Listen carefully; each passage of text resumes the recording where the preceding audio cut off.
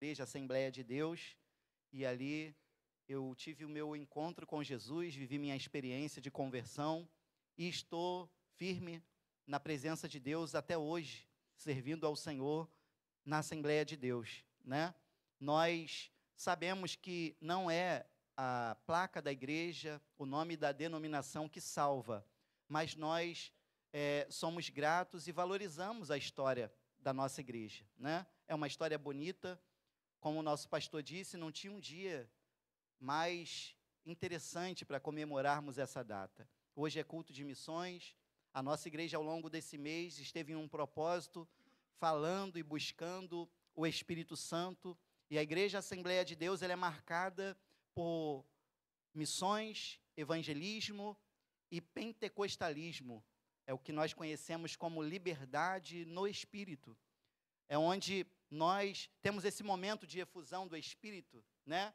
Onde nós não interferimos, nós preferimos até estar assim, né? Sendo renovados, recebendo essa alegria do Espírito Santo. Isso é uma característica da Assembleia de Deus, né? A Assembleia de Deus, ela chegou aqui, como está aqui escrito, ó, no ano 114, e no ano 101, ela foi inaugurada no Rio de Janeiro. Pensa comigo, irmãos, quão desafiador foi para os missionários suecos que chegaram aqui no Brasil começarem essa obra. É o desafio de qualquer missionário, o impacto cultural, as diferenças que ele vai encontrar naquele lugar onde ele está indo. Por exemplo, na sexta-feira, estivemos evangelizando, distribuindo quentinhas, como a igreja aqui sempre faz, de 15 em 15 dias, né? E estivemos ali na Bandeira 2, fazendo o trabalho de evangelismo, e ao sair de lá eu fui comer, junto com a minha esposa, né? Saímos, aproveitamos ainda um pouquinho da noite, e sentados comendo, eu falei para ela assim, que diferença, né? Nós não estamos tão distantes, mas que diferença de realidade de onde nós estávamos comendo para o lugar onde nós tínhamos acabado de sair. Então, são duas realidades muito diferentes e que, às vezes, as pessoas que nem pisaram lá não têm noção daquela realidade, não têm noção da precariedade, da miséria, da opressão que é aquele lugar ali tão próximo de nós, né? E aquele campo missionário ali, ele fica gritando pelo nosso nome. Ele grita, despertando vidas, despertando vidas. Ele grita o seu nome, né? E nós precisamos estar atentos a isso, e não muito diferente disso, foram os missionários da Assembleia de Deus que chegaram aqui, que não falavam a nossa língua, mas eles vieram impelidos pelo Espírito Santo, obedientes ao direcionamento que o Espírito Santo estava dando para eles, e eles conseguiram fazer uma grande obra, porque Deus estava com eles. Irmãos, o Brasil, ele é um país muito influenciado por culturas diferentes. Mesmo que alguém não saiba, ou que alguém não perceba, nós somos muito influenciados por culturas que não são brasileiras em si, né? Nós temos a influência hoje, por exemplo, nesse tempo nosso, moderno, muita influência americana. Na verdade, o mundo inteiro é muito influenciado pela cultura americana, né? A moda americana, a música e por aí vai. Nós temos essa influência. Só que a história do nosso país, antes mesmo dos missionários chegarem aqui, ele já tinha uma influência muito grande. Nós sabemos que há uma influência judaico-cristã na nossa cultura, no nosso país, né? Essa influência está na cultura, na ética e principalmente na legislação do nosso país, nas leis do nosso país. As leis do nosso país são baseadas nas leis da Bíblia, né? Então, nós temos uma influência muito grande judaico-cristã, e muito se fala sobre isso hoje, quando, no meio da política, há aqueles conflitos, né, aqueles debates, é exatamente por conta dessas questões, que existe uma nova... existe uma frente que se levanta já há algum tempo, para combater os princípios e os valores judaico-cristãos que influenciam positivamente a nossa nação. Então, a nossa nação ela é influenciada pelo judaico-cristão, ela é influenciada pelo africano, pela cultura africana. Nós sabemos disso, sabemos dos tempos da escravidão no nosso país, e a influência africana no nosso país está na língua, na culinária, na música, na dança e na religião. Temos a influência europeia, né? Lembra que os portugueses, os espanhóis, chegou aqui no Brasil, nas suas caravelas, os índios estavam aqui. Então, nós temos uma influência muito grande europeia. Por exemplo, quando chegou aqui os missionários, eles chegaram no estilo deles. Se hoje você vê os pastores da Assembleia de Deus de terno e gravata, é uma herança, né, da influência dos pastores que vieram de fora. E os brasileiros adotaram, né, e seguimos até hoje.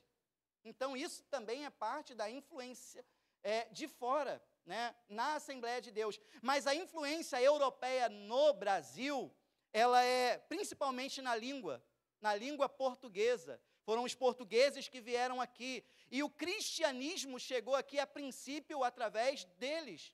Que eles trouxeram, catequizaram os índios, né? E começaram a falar de Jesus, porém, da maneira católica romana.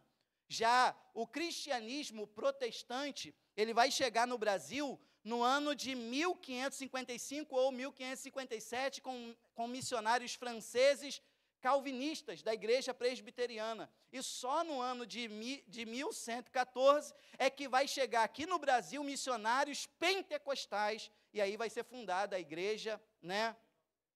1911. Falei errado. 1911, em 1114 que foi fundada.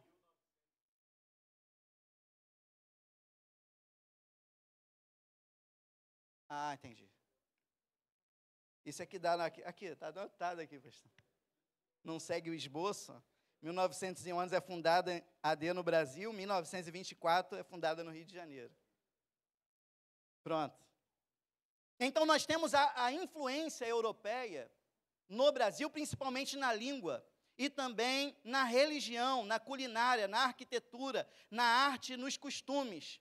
Porém, quando eles chegaram aqui, já existiam pessoas morando no Brasil, que eram os índios.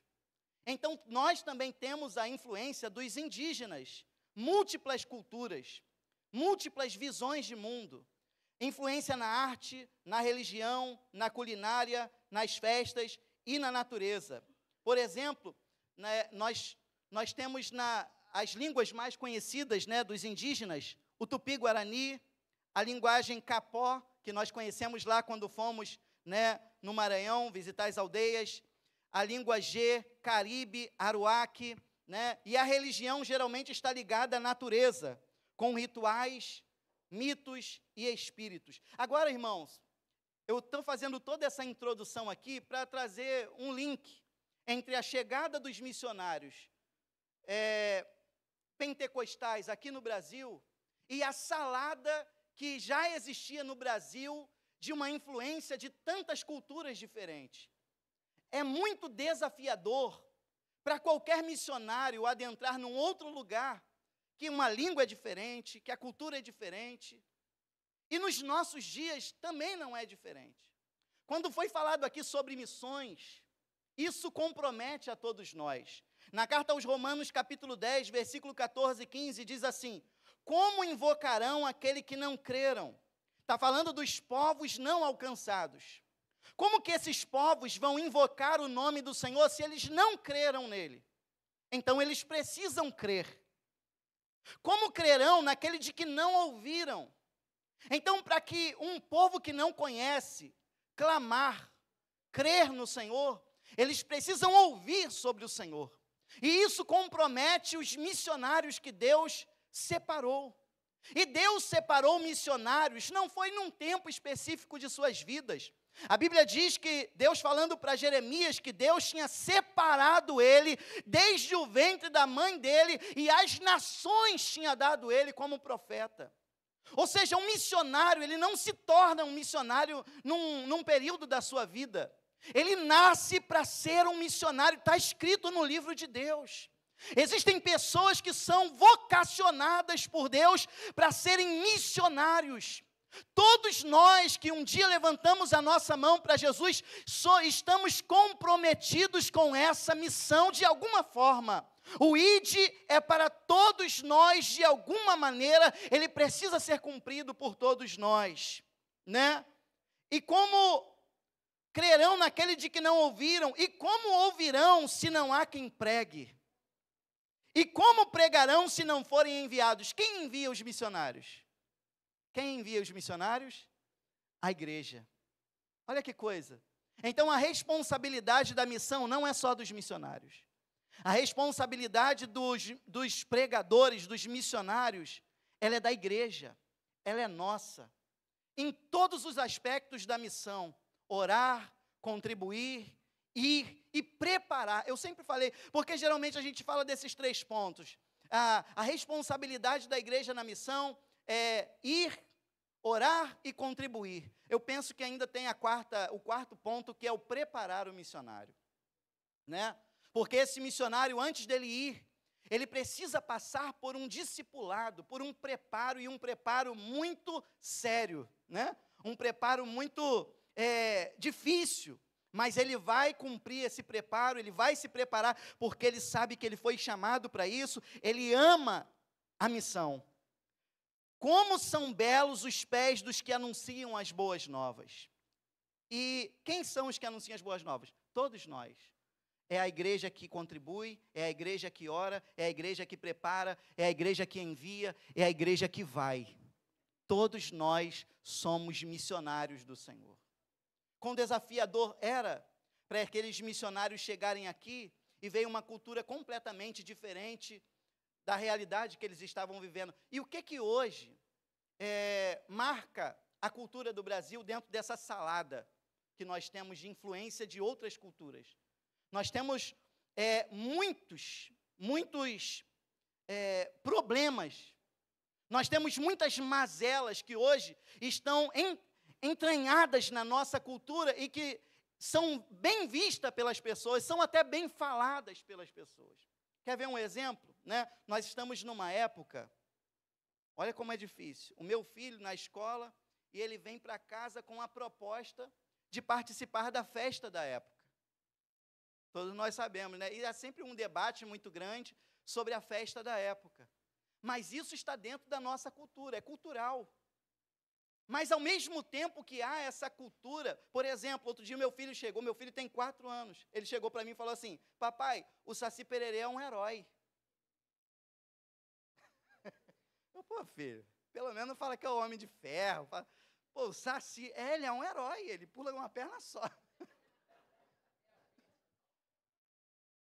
Então, isso faz parte da cultura. Assim como o Saci, outros nomes estão dentro da cultura sendo ensinados como se fosse uma figura legal, mas nós que temos uma visão espiritual, nós sabemos que não é, né? Então, isso certamente vai chocar um missionário que vai chegar num lugar e vai ter que se deparar com isso. Nós falamos aqui sobre as aldeias indígenas. Quando nós fomos lá e fizemos aquele trabalho com as crianças, escovando os dentes, né, passando flúor nos dentes das crianças, e aí nós aprendemos algumas palavras, e eu já falei essa história aqui, hoje vou repetir, né, e nós aprendemos, aí falávamos assim, Mãe Daré, ou seja, qual o seu nome? Aí a criança falava o nome dela, aí a gente, Inré José. Meu nome é José. E aí as crianças vinham, a gente escovava os dentes dela, passava o flúor nos dentes dela e tal. E aí tinha um índio lá, um mais velho, aí estava o tempo todo do meu lado, ele aprendeu o meu nome. José é o nome dele, José é o nome dele. E aí eu escovei os dentes de uma menina lá, e ela era gêmea, ela. Aí a missionária Irani, que é uma das missionárias que a nossa igreja apoia, né, a nossa Secretaria de Missões apoia essa missionária lá, nas aldeias indígenas do Maranhão, ela chegou para mim e falou assim: irmão Zé Carlos, você sabia que essa menina que você acabou de escovar os dentes, antes de nós chegarmos aqui, você não poderia escovar os dentes dela? Eu, é mesmo? Por quê? Porque ela é gêmea. E eles acreditavam aqui que o gêmeo, né, o segundo que vem, é um espírito mau que vem para perseguir o primeiro. Então, quando tiravam o segundo, eles jogavam no mato para morrer. Mas isso, por alguns, é considerado a cultura indígena. Isso é cultura, irmãos? Isso é o quê? Isso é assassinato. Mas ao longo da história, as pessoas que estão presas às suas religiões, às suas maneiras de crer, elas creem em algumas coisas que o Evangelho, ao chegar nesse lugar, vai chocar. O Evangelho vai chegar nesse lugar e ele vai chocar. E isso significa que talvez a cultura do lugar ela vai ter que mudar por causa do Evangelho, né? A cultura vai ter que... Mas para nós é uma luta muito grande, porque nós temos que combater isso. E aí, às vezes, a gente não quer entrar na briga. A gente não quer fazer o conflito. A gente não quer debater sobre isso. A gente não quer trazer à luz das ideias sobre isso para explicar. É mais fácil deixar, não, deixa, por exemplo, deixa que o meu filho ainda não entende. Quando ele entender, eu explico para ele. Então, quando é a hora certa? Quando é a hora certa de eu dizer, filho, isso não, isso sim, isso pode, isso não pode. Há uma influência grande na nossa nação. Como eu disse, são várias culturas dentro da nossa nação que influenciam. E nós, como cristãos, também precisamos influenciar, com muita sabedoria, né? Quando chegamos lá, nós, na aldeia indígena, teve essa questão, e nós fomos numa aldeia não alcançada, na aldeia Capó. Tinha a aldeia Areão, onde era a base da missionária Irani, tinha a aldeia Massaranduba, que nós saíamos de madrugada, pegávamos uma van, atravessávamos um rio de canoa para chegar na aldeia, evangelizamos ali, fizemos o trabalho ali, e tinha essa outra aldeia que nós andamos horas de van, atravessamos um rio de canoa e andamos horas na caçamba de um caminhão, no meio da estrada de terra, no meio do mato, junto com os índios, e os índios convertidos que estavam com a gente lá na caçamba do caminhão, falavam assim, gente, tem índio brabo na mata aí, sabia? Aí a gente, se eles pegar vocês, eles matam, sabia? Amém. Porque na época que a gente foi lá, tinha tido um problema com os madeireiros e a tribo Capó, porque eles tinham desmatado muito a área da aldeia deles, e eles estavam com dificuldade de caçar, né? Eles viviam da caça. Então ficou muito distante a floresta, e eles estavam realmente passando necessidades lá na aldeia. Chegamos lá, fizemos o trabalho, né? Lembra do Enré José? E aí no final do trabalho social lá, aí eles foram fazer uma apresentação de arco e flecha. Aí veio um índio baixinho, com um arco maior que ele, a flecha também, e ele foi, né? E ele pegou 2 mamão papaya, evangelista, aí botou lá distante, como se fosse lá na porta mesmo, ou uma distância assim parecida. E aquele índio, ele pegava o arco e acertava o mamão, papaya, verde ainda. Aí eu brinquei com o pastor Robson, falei assim, pastor Robson, tem que tomar cuidado com esse índio aí, que ele não erra não, né? Aí no final, aí pastor Robson, né, brincalhão, olha, eu quero tentar também e tal. Aí pastor Robson tentou, aí errou. Aí o pastor Damião também pegou, errou, aí, né? Eu não ia ficar para trás, né? Eu também quero tentar e tal. Aí peguei o arco e flecha, mirei, né? Soltei. Acredita? Caiu no meu pé a flecha. Os índios começaram a rir da minha cara, Aí eu peguei a flecha de novo, né? A glória da segunda casa será maior que a da primeira. Mirei, acertei uma mão. Na hora que eu acertei uma mão, irmãos, os índios vieram para mim, parece a final, o jogo do Botafogo agora, na hora do... Me pegaram os índios assim, e o cara que descobriu o meu nome, José, José, José. A missionária Irani sentou no chão e começou a chorar, porque aquela aldeia era uma aldeia não alcançada. E aqueles índios, eles estavam, assim, hostis com a presença da gente. E ela disse assim, irmão José, eu nunca vi os índios reagirem como ele fez aqui com você hoje. Eu nunca esqueci as palavras dela. Ela falou assim, você não acertou uma mão, você acertou o coração dos indígenas hoje. E desde aquele dia, aquela tribo não tinha um índio convertido. Hoje tem uma igreja lá. Assim, a nossa igreja fez parte dessa história lá nas missões indígenas com a missionária Irani. Eu vivi essa experiência, eu nunca vou esquecer, irmãos. Se daqui a 5 anos Jesus não voltar, eu vou falar do mesmo jeito, sem colocar nada e sem tirar nada, porque foi uma experiência que marcou a minha vida. E até hoje o campo missionário me chama na voz daquele índio, José, José, José. É o campo missionário me chamando. E da mesma forma que aquele índio gritava o meu nome, eu tenho certeza que em algum lugar o seu nome está sendo gritado. Luiz Paulo, Ronaldo, Jane. Em algum lugar a obra missionária está gritando o seu nome. Aleluia. O apóstolo Paulo seguiu, irmãos, em direção a Éfeso. E quando ele chegou lá, ele encontrou alguns homens e perguntou: vocês já foram batizados no batismo de João? Mas o Espírito Santo nós não ouvimos. Então Paulo orou por eles e eles foram cheios do Espírito Santo. 12. Jesus começou com 12, agora Paulo tinha 12 homens cheios do Espírito Santo, batizados com o Espírito Santo, e uma revolução começou a acontecer na cidade de Éfeso. A Bíblia diz, onde nós lemos aqui, irmãos, que quando eles começaram a pregar e a fazer a obra, milagres extraordinários por meio de Paulo começaram a acontecer, pessoas começaram a ser libertas de espíritos malignos. É isso que acompanha a igreja quando ela está focada no ID do Senhor, nas missões que o Senhor reservou para ela. Aleluia. Assim como os missionários chegaram aqui no Brasil cheios do Espírito Santo, isso foi um diferencial na nossa igreja e vai continuar sendo, porque nós não só falamos, irmãos, nós marchamos no poder do Espírito Santo. E quando nós adentramos em alguns lugares, cidades, o Senhor entra conosco com poder, com autoridade. E assim foi os missionários ali em Éfeso. Milagres extraordinários aconteceram, pessoas foram libertas. Nessa sexta, olha que coisa aconteceu. Como é bom estar no evangelismo.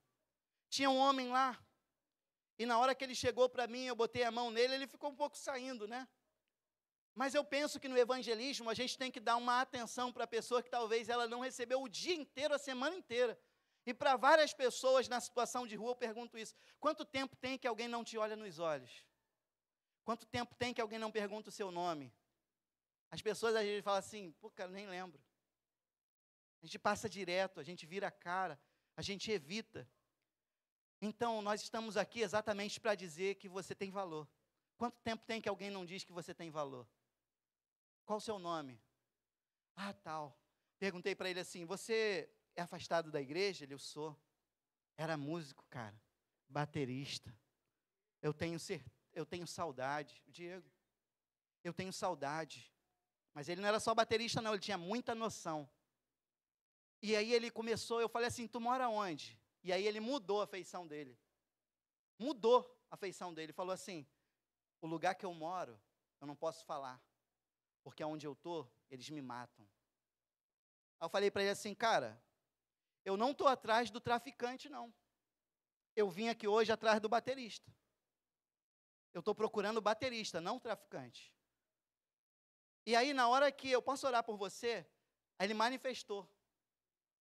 Manifestou, mas a gente ficou lá no miudinho, não ficou aquela coisa não. Ficamos lá no miudinho. E ele cochichou. O demônio cochichou no meu ouvido: ele é meu. E isso é o que o diabo quer fazer com todas as pessoas. O diabo quer dizer: ele é meu, ela é minha. Através de quê? Das drogas. No final do evangelismo, eu chamei o pessoal e falei assim: gente, hoje nós vimos pessoas aqui onde o diabo diz: essas pessoas são minhas, por conta das drogas, por conta da bebida. Mas existem pessoas que o diabo também está falando assim: ela é minha. Estão possessas, oprimidas, não estão lá. Estão em belas casas, vestindo belas roupas.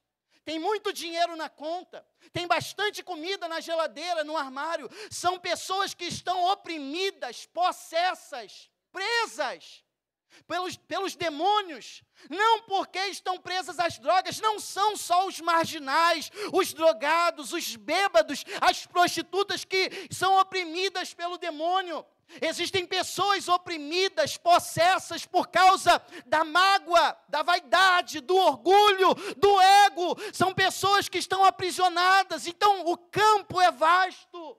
Deus chamou alguns para ir lá naquele lugar onde a droga predomina, onde a miséria predomina, mas Deus também quer levantar pessoas para entrar nos lugares, nos congressos, nas escolas, nos hospitais, nos lugares onde as pessoas dizem, porque têm uma vida legal, que estão bem, mas não estão bem. O Espírito Santo é aquele que nos dá uma visão de águia. É aquele que nos dá uma visão de alguém que precisa, que necessita de uma palavra, que necessita de um abraço, que necessita de uma oração, que necessita de um conselho. E Deus quer levantar essa igreja para fazer a diferença. Aleluia. Em Éfeso era comum a prática do ocultismo. Muitas pessoas estavam vivendo na bruxaria, na feitiçaria.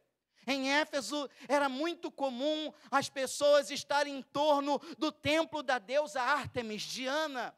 Em Éfeso era muito comum as pessoas estarem trabalhando ali, vendendo imagens. No nosso tempo seria vendendo camisa. Olha aqui uma camisa da Diana, está tanto. Olha aqui uma imagem da Diana, está tanto. Era muito comum a cidade de Éfeso ser uma cidade próspera por conta do turismo. A economia da cidade girava em torno daquele templo. E o que é ser um missionário? Ser um missionário é chocar, irmãos. Ser um missionário, ser um crente, um evangélico, um cristão, é chocar a realidade da onde ele está inserido. É nadar contra a contramão, é nadar na contramão. Por exemplo, você ser um missionário, você vai se deparar com um lugar como o Brasil. É comum a moda do Brasil, a roupa curta. É comum no Brasil as músicas. É comum no Brasil as festas de carnaval. É comum no Brasil a bebedeira no final de semana. É comum nas faculdades, a sexta-feira, todo mundo já sair e parar no bar. É comum, irmãos, para aqueles que serviram o exército, sair e já também adentrar, lugares de prostituição. É comum, irmãos, para o nosso tempo, para a nossa geração, o sexo antes do casamento. Para nós é comum a homossexualidade, está se tornando comum o divórcio na nossa nação, inclusive dentro das nossas igrejas. O que é o evangelho? É aquele que traz um impacto na nossa sociedade. E como assim? Ser um cristão, um missionário, significa que nós vamos chegar numa cidade como Gadara, onde era comum aquele homem viver endemoniado. Mas quando Jesus chegou lá, irmãos, acabou com esse reino daquele demônio lá. É comum, Paulo chegou em Filipos, tinha um homem, que tinha muitos valores, porque uma jovem praticava adivinhação. Era comum aquela jovem trabalhar fazendo adivinhações, gerava dinheiro. É comum vender santinho. O turismo, o evangelho, quando chega num lugar, talvez ele vai trazer prejuízo, irmãos. Foi o que cidadãos de Éfeso falaram. Gente, o que esse Paulo está fazendo? Isso vai acabar com a reputação do nosso trabalho. Isso vai acabar com o nosso emprego. Ser, irmãos, verdadeiro no evangelho, talvez é dizer para você assim, olha, esse trabalho que você está trabalhando aí, pode estar te dando muito lucro, mas vai te levar para o inferno. Ser e receber o evangelho, talvez é você ficar desempregado. Eu lembro de um jovem, eu falei isso lá na classe dos jovens. Ele estava na nossa igreja, e ele era dono de um gatunete, na época. E ele se converteu na nossa igreja.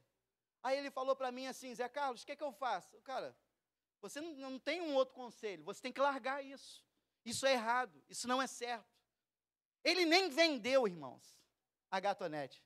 Sabe o que ele fez? Ele abandonou. Zé Carlos, eu deixei tudo para lá, eu nem mais fui lá. Isso é conversão, irmãos. Aqueles livros de magia que queimaram na cidade publicamente, eles poderiam pensar assim: poxa, eu não vou mais querer, eu vou vender, porque eu não vou mais querer, alguém pode querer comprar e eu não vou sair no prejuízo. Não, se não é bom para mim, não é bom para ninguém, eu vou botar fogo. Isso é conversão, irmãos. Quando Jesus entra na sua vida, aquilo que não é bom para você, não é bom para ninguém. Isso é a visão de alguém que foi convertido. Quando Paulo chegou em Éfeso, aqueles homens estavam ali completamente voltados para a deusa Diana, mas quando o evangelho chegou, irmãos, a coroa da Diana caiu por terra, e nós, como, aleluia, igreja do Senhor no Brasil, nós continuamos profetizando neste lugar, que a coroa da corrupção vai cair, que a coroa, aleluia, da imoralidade vai cair, que a coroa dos divórcios vão cair, que a coroa, aleluia, da miséria vão cair, e a coroa das drogas também vão cair. Sabe por quê, irmãos? Porque homens e mulheres cheios do Espírito Santo vão se levantar para marchar nesse Brasil. E esse homem e essa mulher somos nós. Vamos ficar de pé? Glória a Deus. Esse homem e essa mulher somos nós. Glória a Deus. Em Éfeso, alguns homens tentaram expulsar um demônio, porque viram Paulo fazendo isso, e aquele demônio bateu neles, eles tiveram que sair correndo, apanhou do homem demoniado. Eles diziam assim: em nome de Jesus a quem Paulo prega. Eles não tinham intimidade com Jesus. Eles não falavam de Jesus porque eles tinham conhecimento de quem era Jesus, porque eles viviam uma experiência com Jesus. A igreja, ela marcha no poder do Senhor, irmãos. E nós não fazemos a obra porque o outro faz. Em nome do Jesus que o pastor Natanael prega, não é assim que é feita a obra. É em nome do seu Jesus. É em nome do meu Jesus. Eu preciso ter intimidade com Ele. Eu preciso ter vida com Ele. Existem pessoas reproduzindo, copiando os outros. Deus, a obra que Deus tem na sua vida, ela é pessoal, ela é sua, é com Ele, é íntima. O Senhor me trouxe aqui para dizer para algumas pessoas: Ele te escolheu e a obra que Ele tem contigo é diferente de todo mundo. Ele te separou desde o ventre da sua mãe. Não adianta tentar copiar, não é desse jeito. Aleluia. Para todos aqueles que têm intimidade com Ele, há também a autoridade de Deus na sua vida. A Bíblia diz que Deus não nos deu espírito de medo, de covardia, mas Ele nos deu um espírito de poder, de autoridade. Aleluia. Está na hora de nós nos levantarmos com poder e autoridade, irmãos. Aleluia. Tem muito a fazer. Deus quer levantar os seus fiéis na terra. Eis o último tempo. Toquem a trombeta em Sião. É a hora de anunciar. Está vindo aí o nosso Senhor. Aleluia. Existem pessoas que deixaram, que desanimaram, que pararam. Mas esse foi um mês em que o Senhor nos chamou para voltar para a sua presença, voltar a ter intimidade com o Espírito Santo. Como é bom, irmãos, fazer a obra na direção do Espírito Santo. A Bíblia diz que o apóstolo Paulo tentou ir para alguns lugares, aí a Bíblia diz assim: mas o Espírito o impediu de ir. Ou seja, o tempo todo o Espírito guiando o apóstolo Paulo. Como é bom fazer a obra de Deus sendo guiados pelo Espírito Santo. Como é bom fazer a obra de Deus cheios de sabedoria do Espírito Santo. A Bíblia diz que o Estevão estava pregando, e a Bíblia diz assim: e não conseguiam resistir à sabedoria e o Espírito que falava através de Estevão. Aleluia. Vá na direção do Espírito, fale na sabedoria do Espírito, e você vai ver o que vai acontecer. Aleluia. Aleluia. Quanto tempo tem que você não para evangelizar alguém, para falar de Jesus para alguém? Quanto tempo tem que você não canta, que você não prega? Quando terminamos de orar por aquele homem chamado Diego, ele falou assim: cara, aconteceu alguma coisa aqui? Aconteceu alguma coisa? É tremendo isso, né? Aconteceu alguma coisa aqui? Eu não percebi. Aí o evangelista Luiz falou assim: Jesus está aqui, cara, foi isso que aconteceu. Ele, cara, muito tempo que eu não sinto essa leveza que eu estou sentindo agora. Aí eu chamei a Luzia, falei assim: Luzia, vem cá, vamos cantar um hino antigo aqui. Aí começamos a cantar no meio da rua, e ele começou a bater, como se estivesse batendo a bateria. E começou a cantar, e daqui a pouco ele começou a dar ordem ao coral, e aí ele entrava, você viu, né? E aquilo ali foi uma experiência que nós vivemos na rua, na sexta-feira. Mais experiências como essa estão reservadas para mim e para você, irmãos, aqui, ali, nas tribos indígenas, na África, na Europa, aleluia, onde Deus quiser te levar. Deus está te chamando nessa noite. Se levanta, igreja, aleluia, coloque a mão no seu coração. Se você é um missionário do Senhor, um dia o seu coração queimou por ganhar almas, de desejo por fazer a obra, e você entende, o Senhor está falando comigo, Ele quer me trazer de volta, o Senhor está me chamando, está te chamando mesmo. Pai querido, toma o teu filho, a tua filha nas tuas mãos. Um dia essa chama queimou no coração do teu servo, da tua serva, alguma coisa aconteceu, Senhor, e ele desanimou, ela desanimou, mas nós cremos que o Senhor tem levantado a tua igreja nessa última hora. Levanta também o teu filho, traz de volta, Senhor, traz de volta aquela alegria, aquele prazer de te servir, traz de volta a inspiração do teu Espírito Santo, para ele falar, para ele pregar, para ele orar, em nome de Jesus. Dá ao teu filho condições, quem sabe ele quer fazer a obra, mas está impedido pelo seu trabalho. Abre, Pai querido, portas de oportunidades para ele. Deus, leva a tua igreja mais além, leva o ministério Despertando Vidas mais além, levanta missionários neste lugar, Senhor, faz dessa igreja uma agência missionária para as nações, Pai. Continua capacitando a nossa Secretaria de Missões, continua abençoando teus filhos.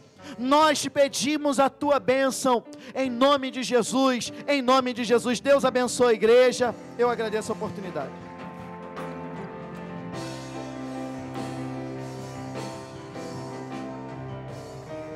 Glória a Deus. Quantos podem glorificar a Deus por esta palavra gloriosa? Aleluia.